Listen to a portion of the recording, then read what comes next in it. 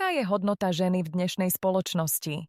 Často máme pocit, že musíme byť všetkým naraz silné, aj citlivé, úspešné, aj skromné, nezávislé, ale zároveň stále otvorené starostlivosti o druhých.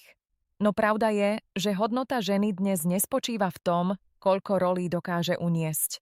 Hodnota ženy je v jej schopnosti tvoriť, prepájať, cítiť aj myslieť. Žena prináša kultúre rovnováhu. Prináša rozhľad tam, kde je potrebný pokoj a energiu tam, kde je potrebná odvaha. V práci dnes ženy dokazujú, že ich hlas a prístup dokážu meniť celé tímy, projekty aj smerovanie firiem. V rodinách sú často srdcom, ktoré učí ďalšie generácie, čo je rešpekt, empatia a vnútorná sila. Ale najväčšia hodnota ženy je jej autenticita.